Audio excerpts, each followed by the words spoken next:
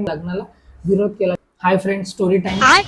मला ना बऱ्याच दिवसांनी माझा एक मित्र भेटला आणि तो आता सध्या बँगलोरला असतो। तो जेव्हा नोकरीसाठी बँगलोरला गेला ना, तिथे त्याची ओळख एका मुलीसोबत झाली आणि मग नंतर त्या ओळखीचं रूपांतर प्रेमामध्ये झालं। मग त्यांनी लग्न करण्याचा निर्णय घेतला।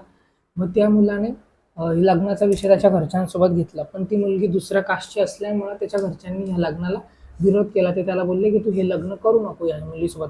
मग त्या दोघांनी पळून जाऊन लग्न करण्याचा निर्णय घेतला। मग त्या दोघांनी पळून गेले आणि मग त्यांनी लग्न सुद्धा केलं। सुरुवातीला त्यांचं आयुष्य खूप छान चालू होतं, खूप छान, एकदम सिनेमाप्रमाणे लव्हीडव्ही होतं।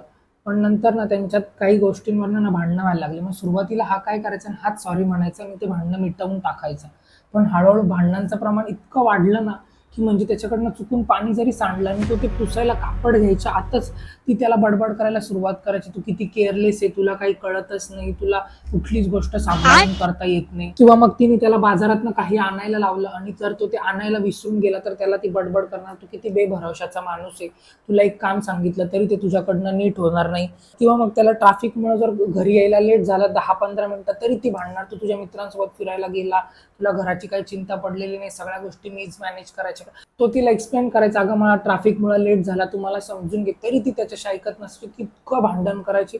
म्हणजे तो इतका वैतागून गेला किंवा मग अगदी छोट्या कारणांवर, म्हणजे जर ती त्याला कधी बोलली की पंख्याचा स्पीड 4 वर ठेव, हा बोलला 3 वर ठेव, तर ही त्याच्यावरून भांडण करणार, नाही मग तू माझ्या मतांशी ऐकतच नाही, तुला फक्त माझ्याशी डिसअग्रीच करायचं असतं, असं काही ना काहीतरी सांगणार। किंवा मग अगदी क्षुल्लक कारण, जर कधी हा ऑफिसवरनं थकून आला किंवा काय आणि जर हा शांत असेल ना, तर मग त्याला म्हणणार तू माझ्यावरती रागच भरलाय, मग तू का राग भरलाय मग सांग।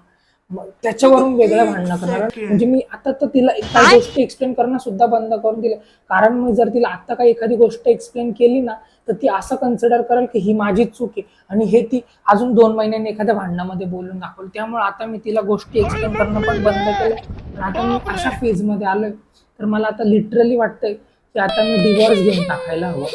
तर ह्या सगळ्यात एक गोष्ट आपल्या लक्षात येते की त्याची जी बायको आहे ती फार कॉम्बॅटिव्ह आहे। कॉम्बॅटिव्ह म्हणजे फार भांडखोर आहे ती, म्हणजे अगदी छोट्या गोष्टींवरनं भांडणं करणारी व्यक्तीला आपण कॉम्बॅटिव्ह असं म्हणतो। तुमच्या पण लाईफमध्ये एखादी कॉम्बॅटिव्ह व्यक्ती असेल तर त्याला कमेंट सेक्शन मध्ये नक्की टॅग करा आणि अशा अजून शब्दांचा अर्थ जाणून घेण्यासाठी माझ्या चॅनलला नक्की लाईक, शेअर आणि सबस्क्राईब करा। थँक्यू। तुझ्यामुळे झाला राणी माझ्या नशिबाचा वडापाव।